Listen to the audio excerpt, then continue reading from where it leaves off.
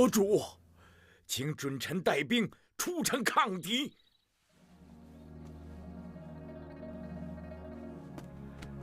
陈大人，国主，您不许臣赴沙场，不如以拒命之罪诛臣。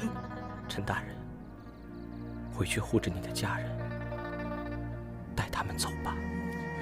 国主，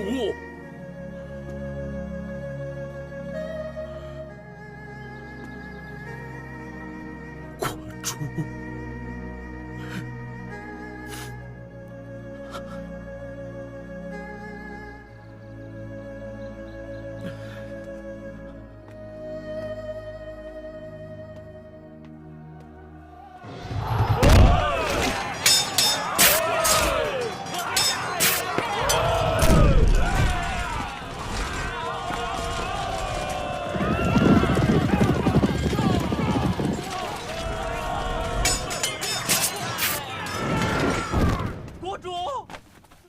国主，城门破了！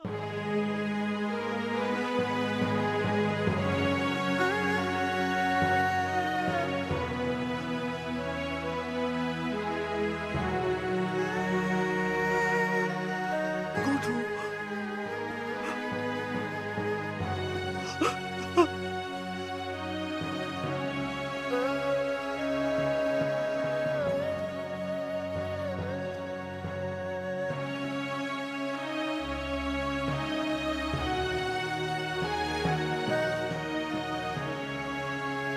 国主，臣毙命今日，聊存臣戒。所憾者有负先帝重托，虽死犹残。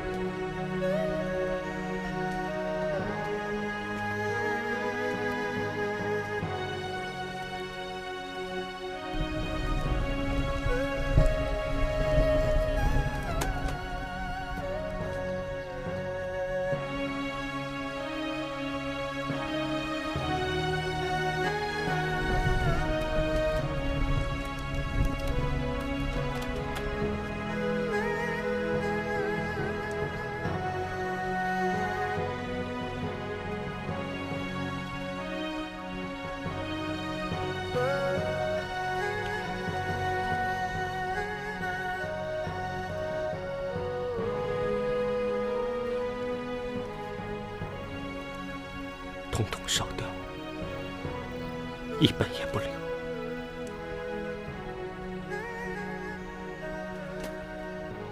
给朕烧！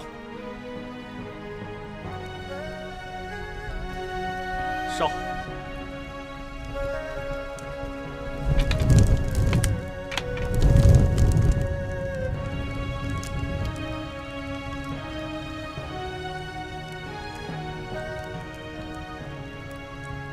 朕身为一国之主，不能保卫社稷，唯有以身殉国。国主殉国，臣妾殉父。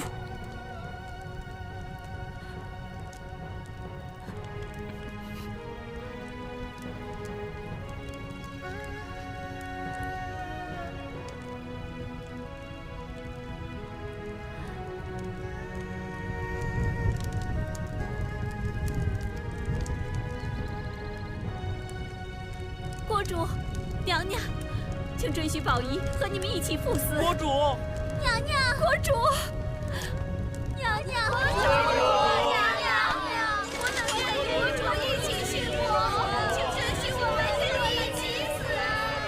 国主，我等愿跟随国主跟你一起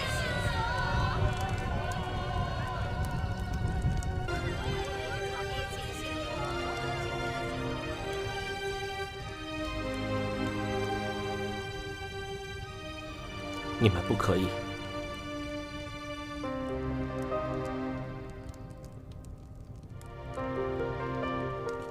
国主，国主，国主要以身殉国，引走了宋军进城，这百姓靠谁做主？您这不是要驱我所有江南百姓都落入大宋的豺狼之口吗？国主要以身殉国，臣等也应该以身殉国呀！不，你们不可以。国主，臣等误国误主，原本万死亦不足此急救，但是金陵数十万百姓有何所依？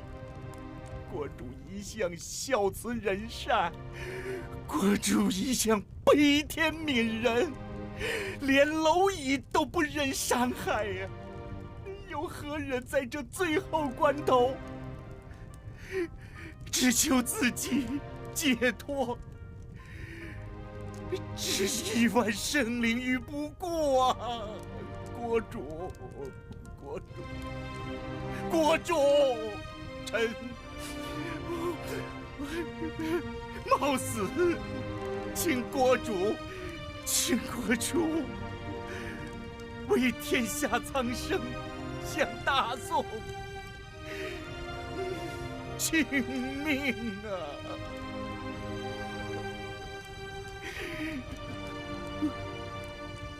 国主，国主。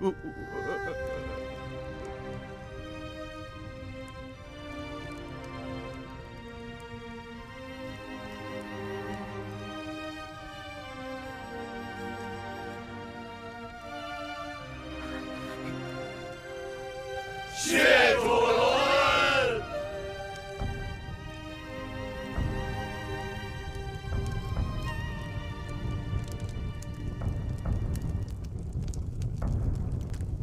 嘿，嘿，嘿，嘿，嘿，嘿，嘿，嘿，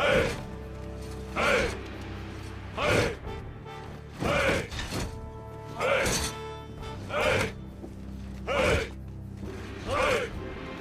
嘿，嘿。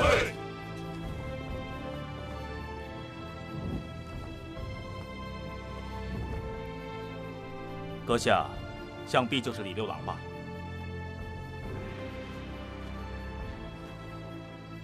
国主，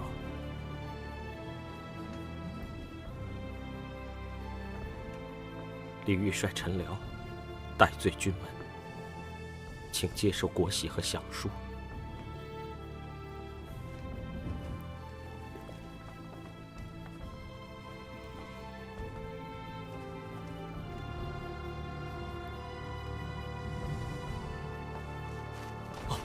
快请起。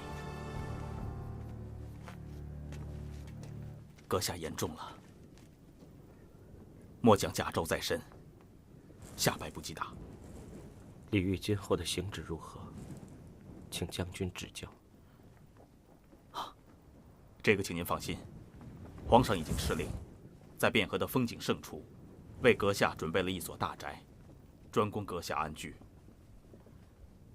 不过，在下提醒阁下，现在能够多带的，尽量多带一些，否则鬼有司接收，再如册籍之后，您要再想拿，可就拿不回去了。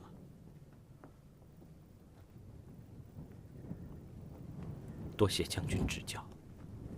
好，我会派船和军士，专供阁下运输辎重。你只有1天的时间，我们后天一早就北上汴京。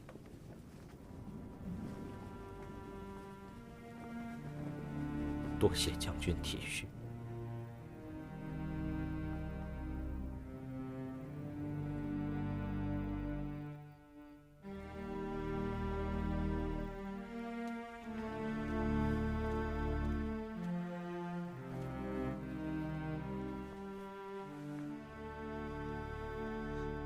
国主，不要再叫我国主了，国已不成国，我已经不是一国之主。记住，从今而后，只有亡国献相，遗臭万年的一介匹夫李煜了。不，在臣妾眼里，你永远都是国主。妾身永远要喊你国主，虽九死而不悔，都绝不更改。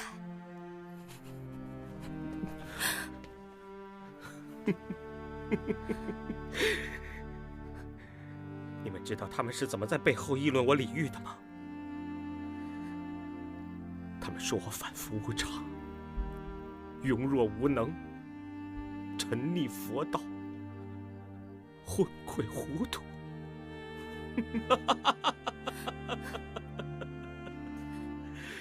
你们叫我怎么面对江南的百姓？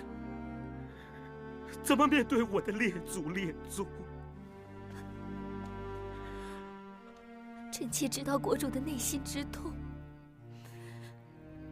也相信九泉之下的列祖列宗和江南百姓，他们今天晚上没有人能合得上眼。可是，他们要是明白人，就该知道，江南不是亡在今天，不是亡在今天，那是亡在何时？他早就亡了。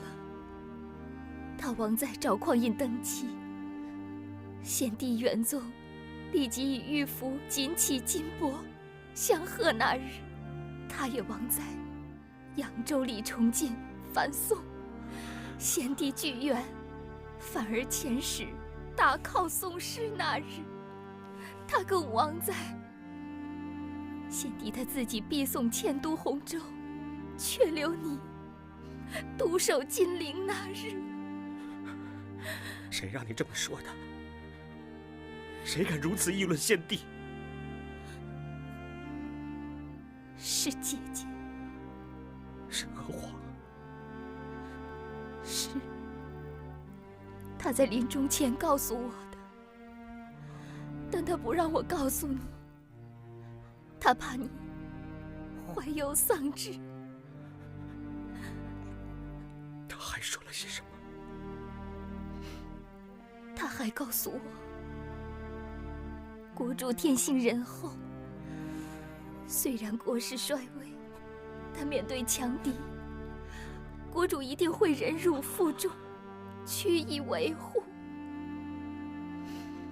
先帝传位给你，涉及百姓，必能因你少受灾劫。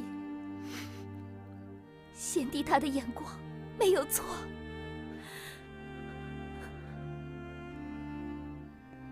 这是真的吗？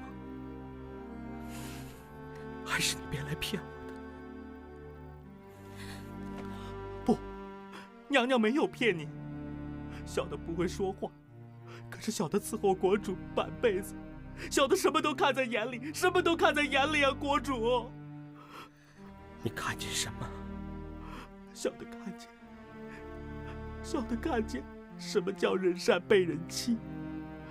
你没有对不起谁，你没有对不起谁啊，国主。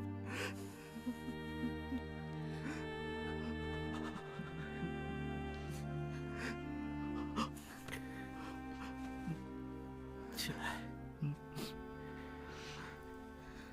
就算天下只有你们知我，我李煜也不枉此生了。国主，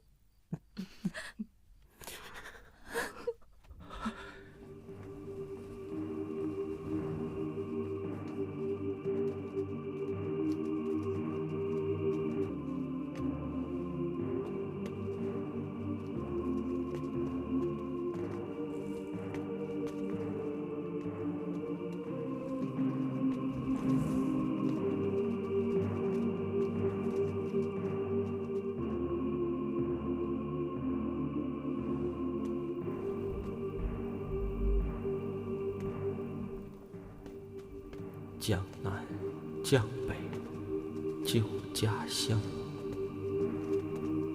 30年来，梦一场。无怨宫闱尽冷落，广陵台殿已荒凉。云龙远袖愁千片，雨打归舟泪万行。兄弟4人300口，不堪闲坐细思量。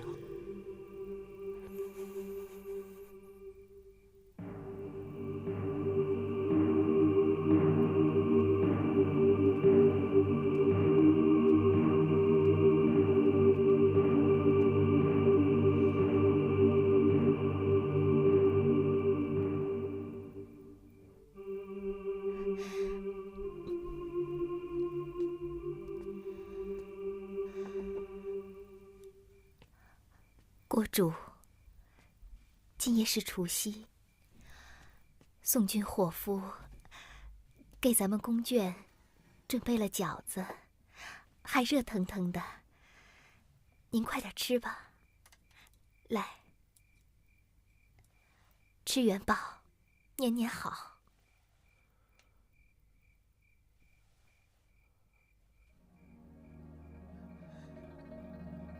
我有时有一次春游踏青，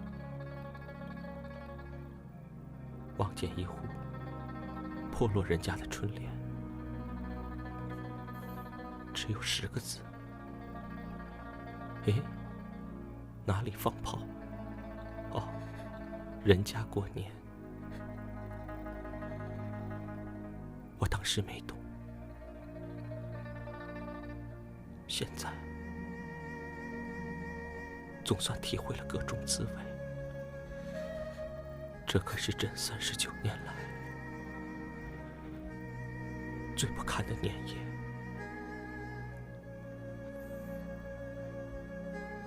来年归为臣禄，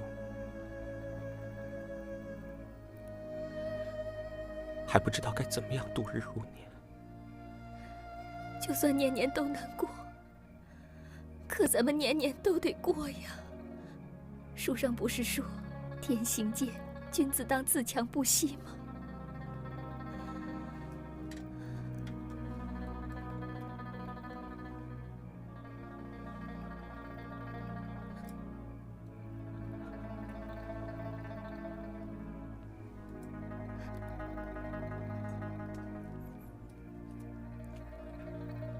国主您先吃，我去给您烫点酒，弄2样小菜。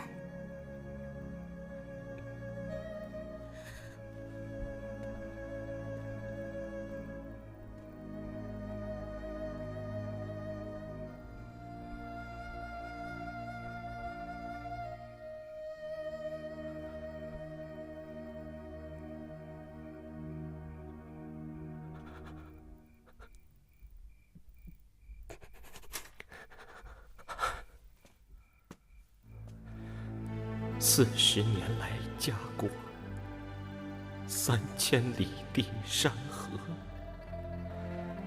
凤阁龙楼连霄汉，玉树琼枝作烟炉，几曾识干戈？一旦归为臣禄，臣邀叛变消磨。最是仓皇辞庙日，教坊游奏别离歌，垂泪对宫娥。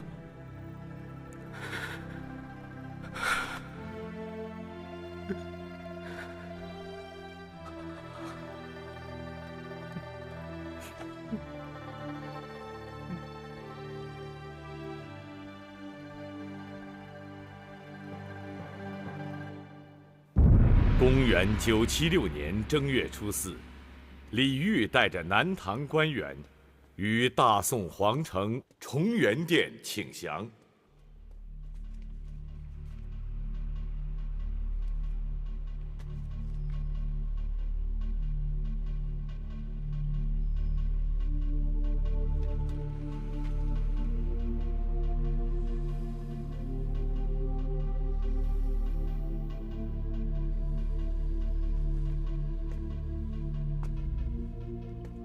朕屡次要你来京，你屡次拒命上朝。李煜，你可知罪？亡国之君，我罪当死，无需再说了。请皇上赐死，降臣无怨言。哼，你这算什么志气？你劳我天朝大军远驻江南超过1载，这为而不恭，是不愿伤害到黎民百姓，但你却不顾百姓的死活，拒绝请降。你不好好的反省，想死没那么容易。既然尔等来降，朕也就按照往常的惯例，赦免你们所有人的罪，按你们的官阶加封。李煜听封，朕封你为光禄大夫、检校太傅，右迁牛卫上将军。还有，你屡次违抗朕的旨意，这普天之下敢违朕圣命的人，也只有你一个。所以朕要加封你一个违命侯的爵位。怎么，丢你脸了？还不谢恩？谢皇上恩典。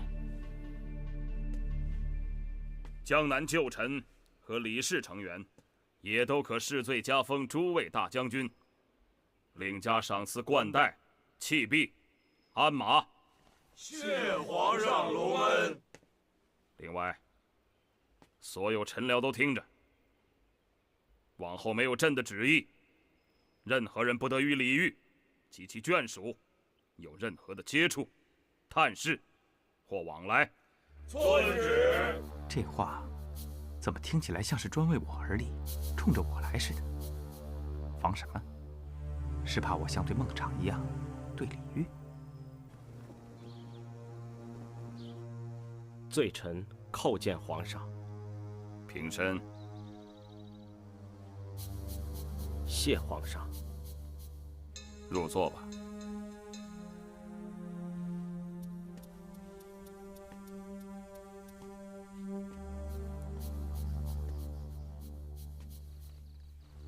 给侯爷斟酒。是。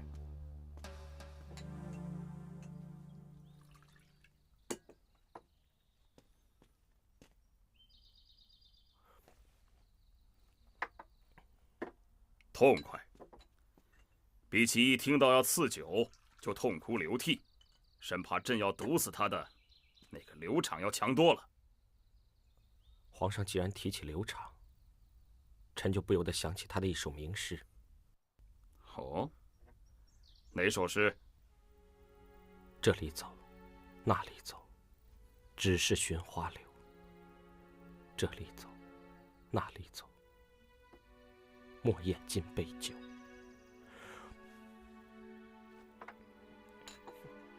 你是比他强一点儿，但是在朕的眼里，你与他不过是50步与100步之遥。哼，你真是敬酒不吃吃罚酒。臣何止是比不上刘昶，下阶久为池，遭为堤。周幽王昭义罪，莫义罪。汉更始帝为饮酒，请侍中代朝。汉灵帝后宫办酒商以自娱。启东婚后，酒后自号无仇天子。隋炀帝绝命施为，鸟声争劝酒，梅花笑杀人。这些皇帝，臣一个个都比不上。你自诩为前朝亡国之君，是认为自己并没有他们昏聩荒淫，却和他们一样亡国，所以你就心怀不平，哼，故意的嘲讽于朕是吗？皇上言重了，臣并无嘲讽之意。臣但以为所谓不平，可以让臣淋池染汗，烟云舒卷，写尽平生悲欢，胸中快乐而已。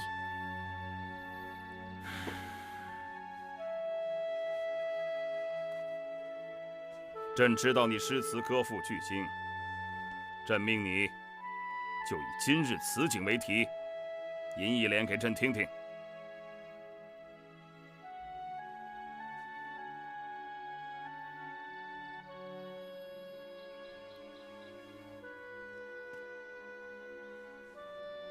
揖让月在手，动摇风满怀。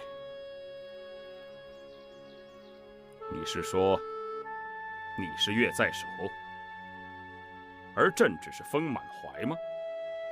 写景坠联，随性所致而已，别无他意。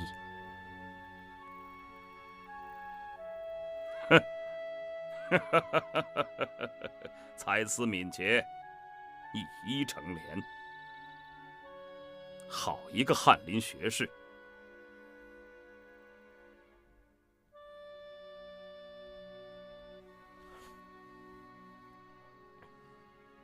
统统都下去。是。一个是天纵英明的开国之君，一个是戴罪阶下的翰林学士。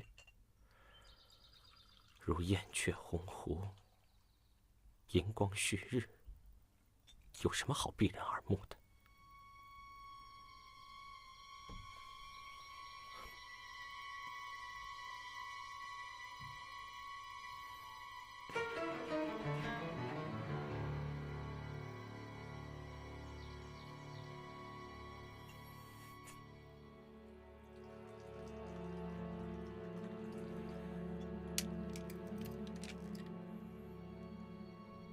李煜，可知道朕等这一天等了多少年了吗？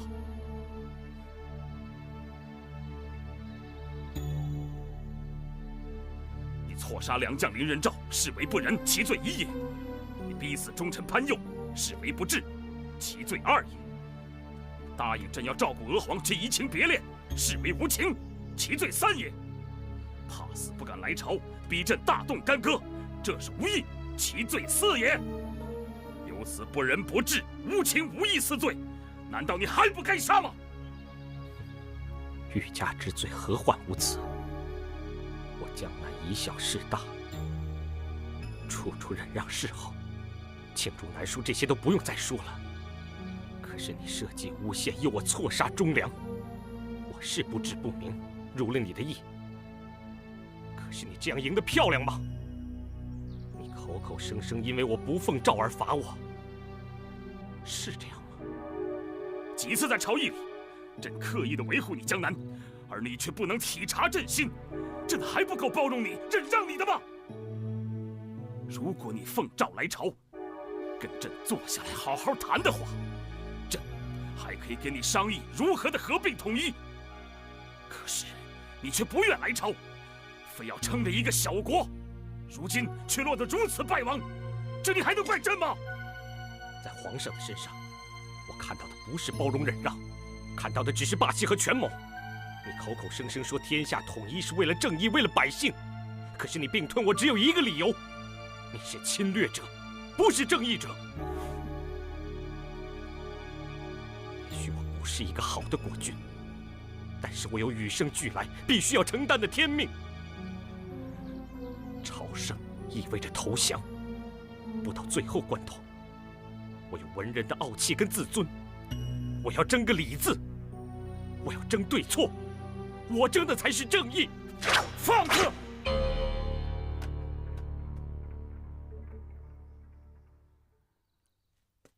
不要以为朕不杀你，是手下留情。不杀你，就是要你苟活，让你尝尝国破家亡之痛。我李煜今天确实生不如死，我或许遗羞千载，但皇上对江南使臣说的那句名言，也必将永垂青史，被后世强盗土匪奉为座右铭。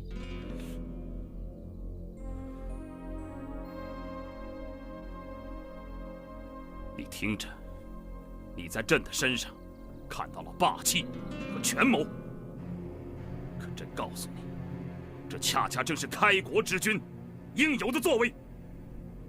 你记住，朕今日不杀你，但在你有生之年，你的头顶上永远都悬着这把利剑。哼！皇上马上得天下，以一把利剑扩充版图，手上拿的是剑。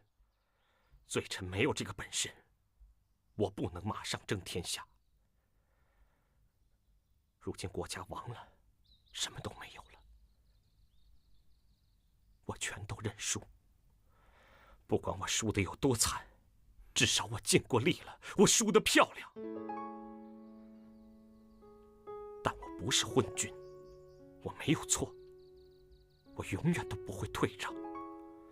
翰林学士终归还握有一支笔，罪臣将以这支笔延续我的生命，传承情感。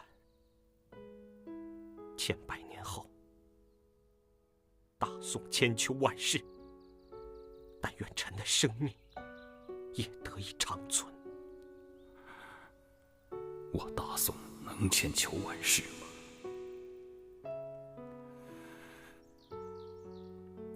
朕倒要看看，你还有什么可以留给后世。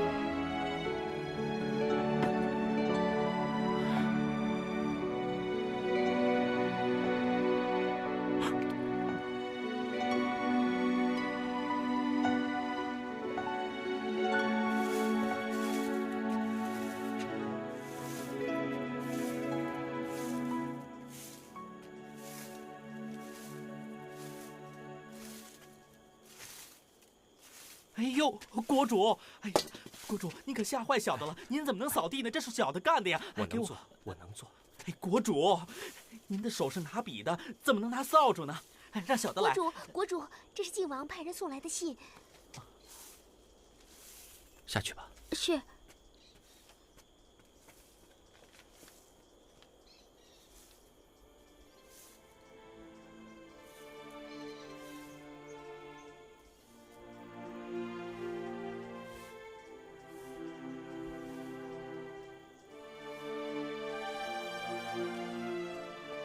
国主，你在看什么？晋王派人送信来说，如果我要有寻死的念头，大唐的旧臣子就都保不住了。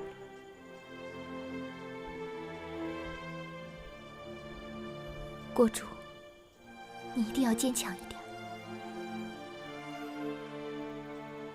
放心吧，就算没有这封信，我也会好好活下去，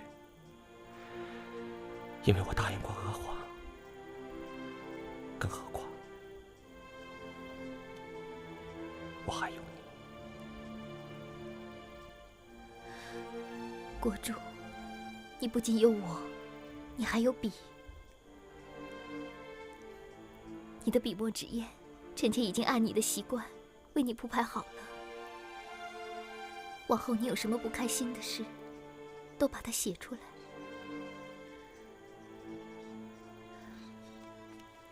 因为那才是真正的你。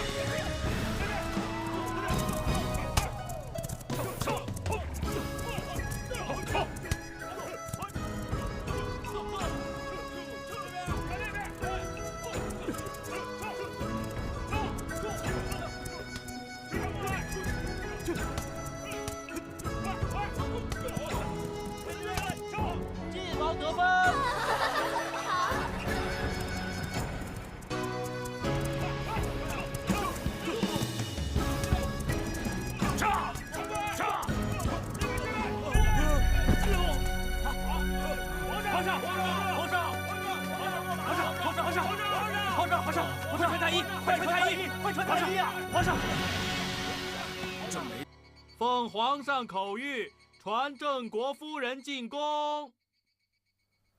皇上找夫人有什么事？哎呦，小的只是奴才，这皇上要召谁就召谁，其他的奴才哪敢问呢？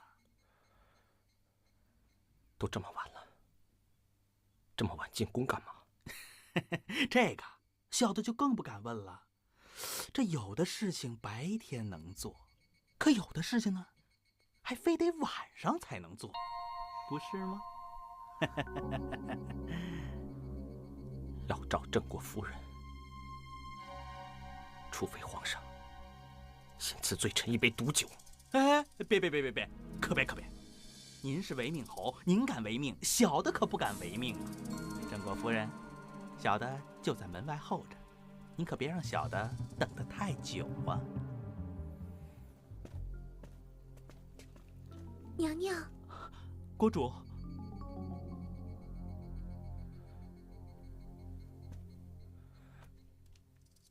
就让他去等好了，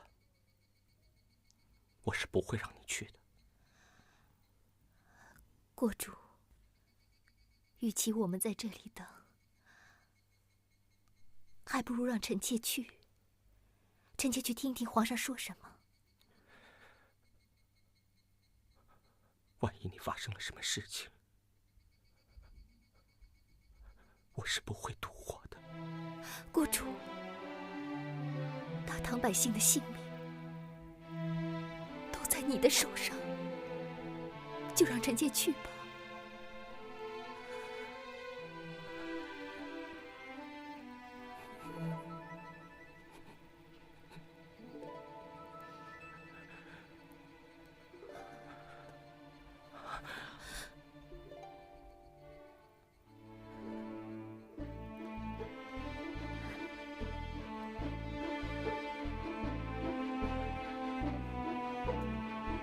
娘娘，国主，娘娘，起轿。娘娘，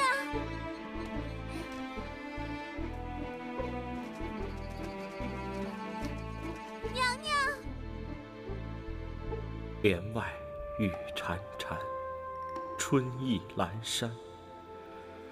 罗衾不耐五更寒。梦里不知身是客，异想贪欢。独自莫凭栏，无限江山。别时容易见时难。流水落花春去也，天上人间。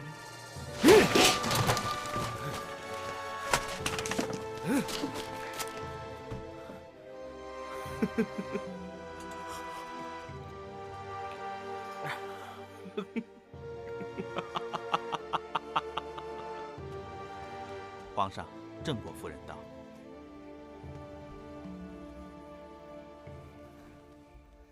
臣妾周氏参见皇上。你下去。是。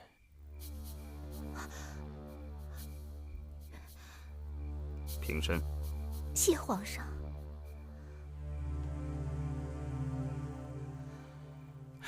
朕今天呢？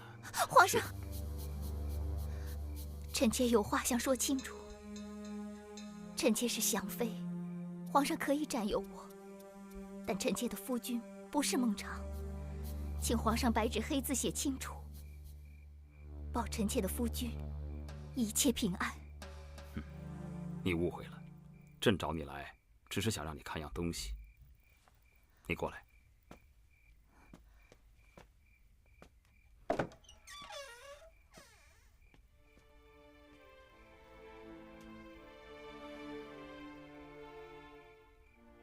她是臣妾的姐姐，还是华蕊夫人？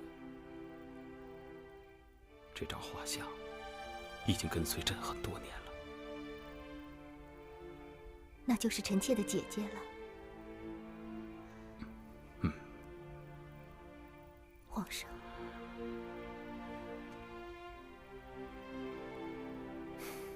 你不用害怕。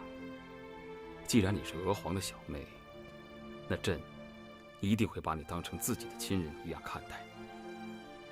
李煜虽然可恶，但你毕竟是娥皇的小妹啊。照你来，朕是想知道娥皇过去在唐宫里，她的生活起居如何，心情是否顺畅。你入宫之后，娥皇她还跳舞吗？她后来跳得很少了。哦，皇上。啊，这又是什么原因呢？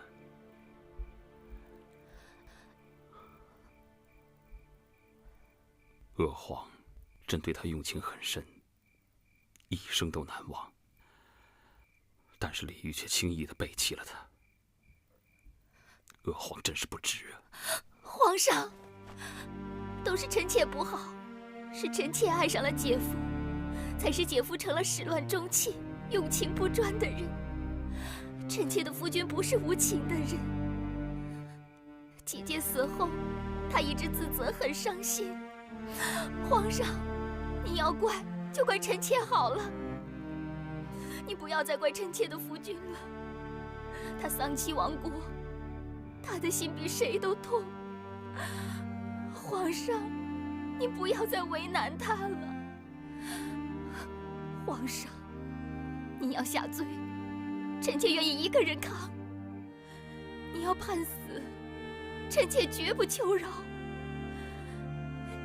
臣妾只为丈夫求。好了，快起来吧。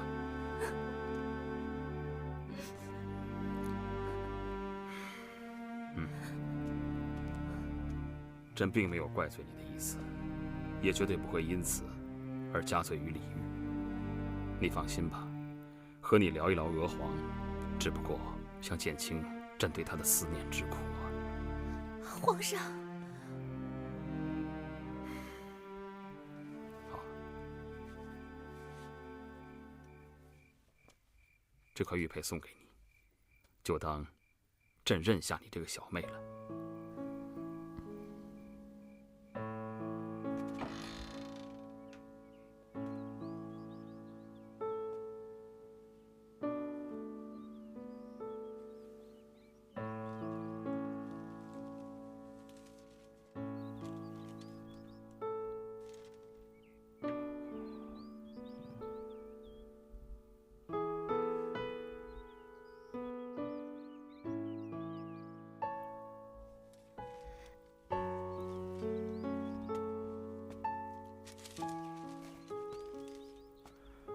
佳敏，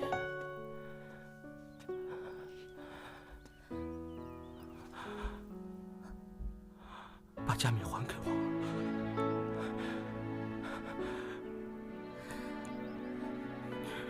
佳敏，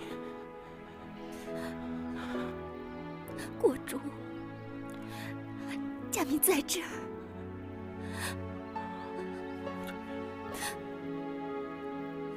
主，其实皇上是个正人君子，他一晚上谈的都是你和姐姐。我现在才知道，他对姐姐用情这么深，也是因为姐姐，他把我当亲人，当妹妹。国主，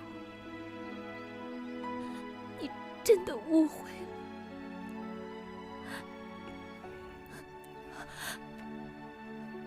国主，看到你这个样子，佳敏真的好伤心。佳敏不会离开你，佳敏一辈子都不会离开你的。其实这段日子，佳敏过得好幸福，因为你不再是高高在上的国主，我们像平凡人一样，过着寻常百姓的生活，这才是佳敏想要的。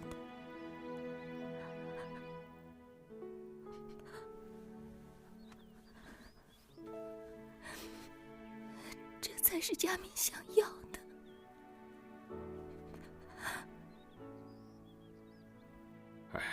自古英雄如美人，不许人间见白头。哼，朕真是大不如前了呀。想当年，朕随周世宗伐北汉，大小阵仗无不身先士卒，以一当百。可现在呢，才落了一次马，就头疼不止。看来啊，朕可真是不负当年之勇了。才不是呢。妾身听说，石相之所以能统御百兽，其实不在利爪长牙，而在于壮志雄心。固然英雄出少年，但经过了风霜雨雪、离合悲欢，反而到更练达、更圆融、更高瞻远瞩、更宽猛相济。所谓老成谋国，妾身相信，这才是百姓盼的真英雄。朕知道你在哄朕，可朕听了很开心。我才没有哄你呢。其实从小到大，妾身从来没有见过像你这样的男人。有时候感觉像一座壮阔雄伟的山，又高又险。那朕让你害怕了吗？有时候的确如此，可是更多的时候，倒让我觉得这座山好牢靠，好安心。好想奔到山里，永远不再出来。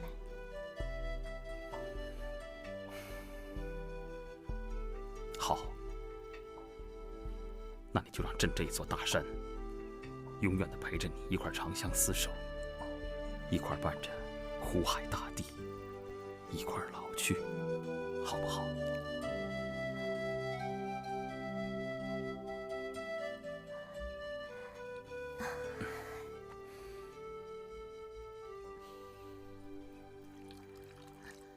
嗯。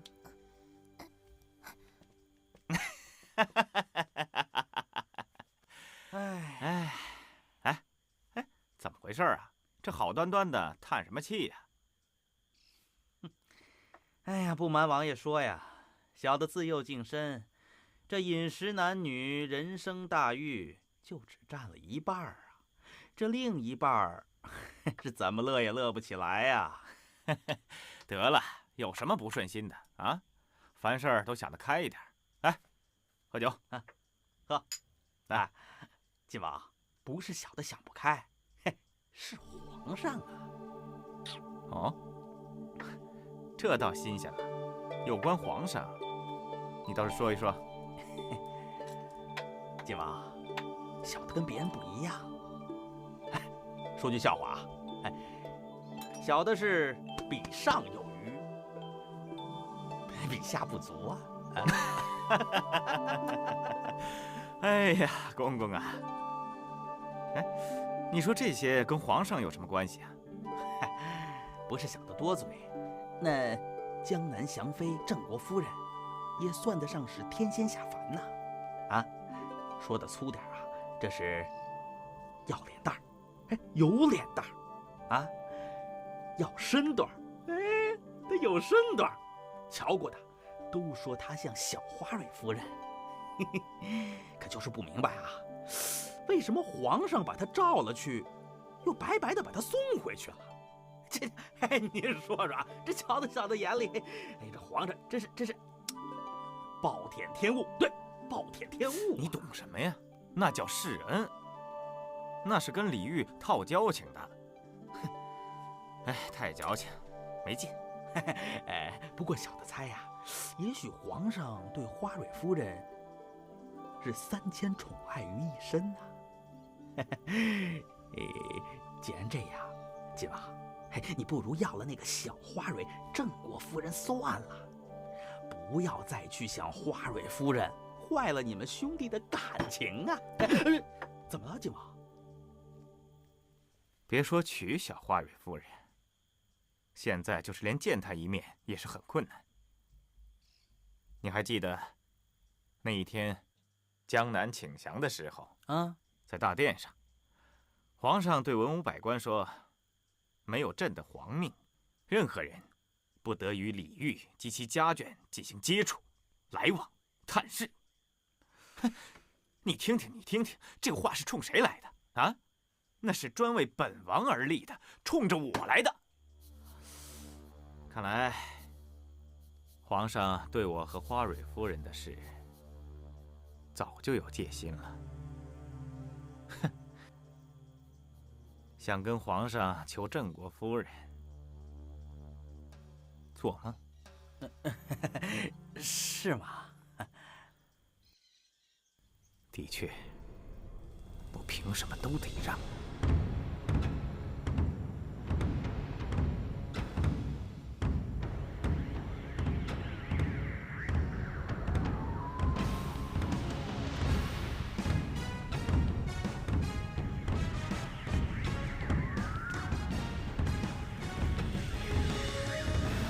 光义啊，待会儿你要是输了，朕可要罚你的俸禄，给大伙儿添菜啊！行，好意思。好，哎，真臭！没射中啊，大哥，我再多喝2杯，我肯定会射中靶心的。哎。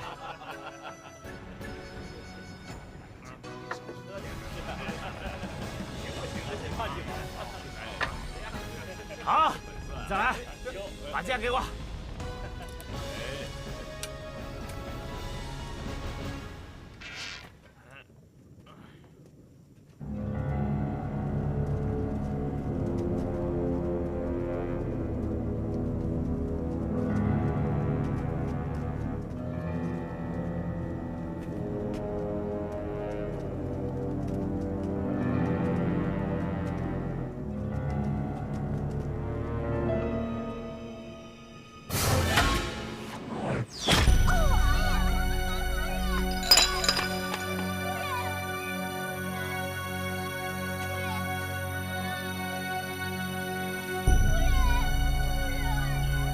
夫人，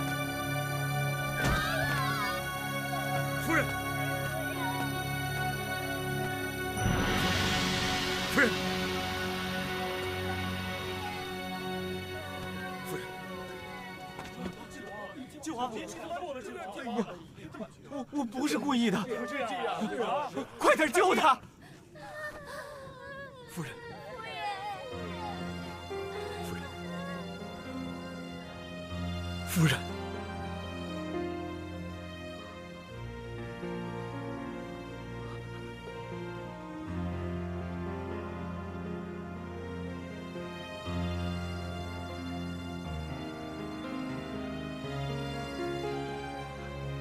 夫人，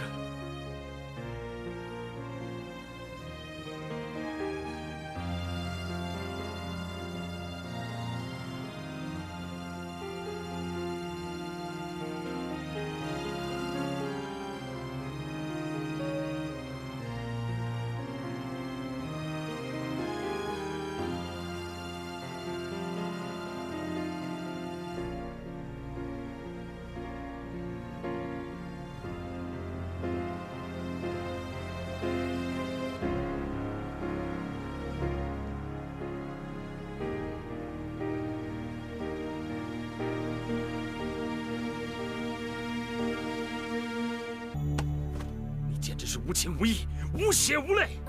你处处都跟朕作对，朕宽大纳降，怀柔远人，你却毒死孟昶，三番两次的欺负花蕊夫人，还有连燕娘你都不肯放过，你说你还是人吗？朕念在你一母所生，兄弟之情，才对你一再容忍。可是你却得寸进尺，无法无天了，居然还装醉，一箭射死花蕊夫人。你知道，你这一箭是射在朕的心口上，是射在朕的心口上了。皇上，皇上，你知不知道，臣弟的心比你还疼？皇上，您说什么？说什么宽大纳降，怀柔远人？我看，根本就是你姑息养奸，自欺欺人。那些人哪个不是包藏祸心？不杀，就不足以为江山社稷除后患。臣弟只不过是在给你清君侧，远小人罢了。你给朕住口！放肆大胆！曹将军，不能进去啊！到现在，你还颠倒是非，混淆黑白吗？你眼里还有朕吗？你当初要花蕊夫人，朕把她赐给你了，可是你并没有珍惜她，你从来就没有爱过她。皇上，你在臣弟的眼中，再也不是以前的大哥了。你不但英雄气短，豪情尽失，你居然为了区区一个妇人，搞得你神魂颠倒，心神丧失。大哥，你这像一个明君吗？啊，你跟那孟昶有什么不同？混账东西！混账东西！朕打死你这个畜生！朕今天要打死你这畜生！朕打死你这畜生！来人呐！把这畜生给朕抓起来！把这畜生给朕抓出去！皇上息怒啊！皇上，皇上，皇上息怒！皇上息怒啊！皇上，请息怒！万万使不得呀！朕不准你们替他求情！朕今天要是不办他，就不足以明五伦。朕刚纪！皇上，请听微臣一言。皇上，晋王所为或有可议，但是他下狠心劈龙鳞、除奸佞，也是为了大宋的天下呀！赵普，你是不是要朕连你一块给办了呢？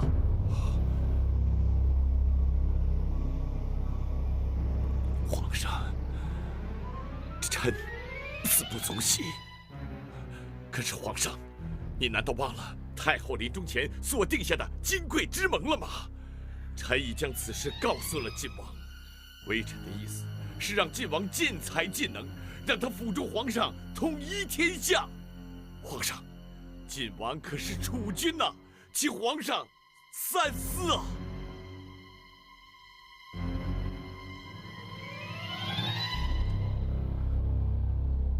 皇上，赵普所记，太后所托，臣弟早就已经知道了。皇上是想装糊涂，还是不想认账？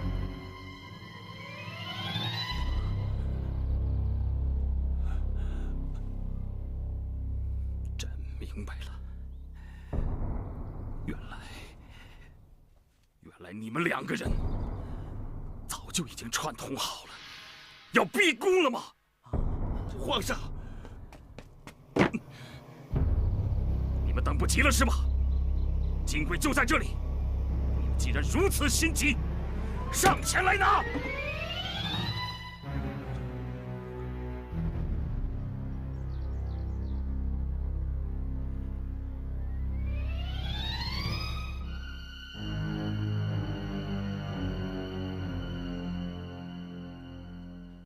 人人都在传晋王根本就是借酒装疯，故意射死花蕊夫人的。可是花蕊夫人是宋皇帝宠幸的女人，晋王都可以一箭射死她，那我们的命岂不是比蝼蚁都还不如？说的是啊，可宋皇帝为什么不惩治晋王呢？人家不是说他最公正无私了吗？晋王是他的兄弟呀。孟蜀夫妻终究还是难逃一死，说不定哪天就轮到我们了。啊！国主，国主，你可千万不要胡思乱想啊！没这回事，您福大命大，谁死了您都死不了。好了，我只是随便说说而已。你们俩先下去休息吧。是。哎，走吧。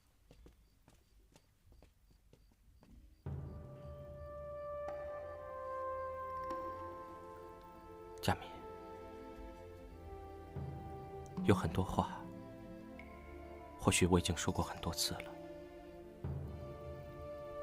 但我还是想跟你说，这辈子能够认识你和你姐姐，是我最大的福报。只可惜，我没有让你们过安稳的日子，尤其是你，被我拖累了，背井离乡到这么远的地方，我对不起你。国主，臣妾不要你说这样的话。臣妾说过，这辈子你去哪里，臣妾就去哪里。臣妾不要跟你分开。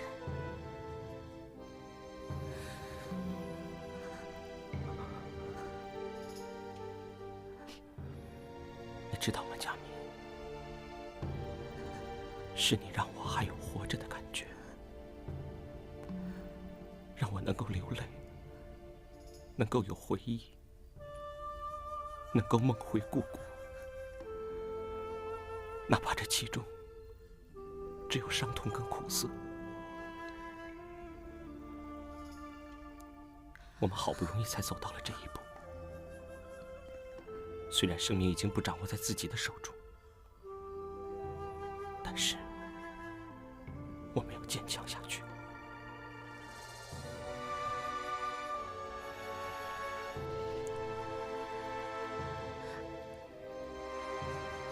国主，臣妾不害怕，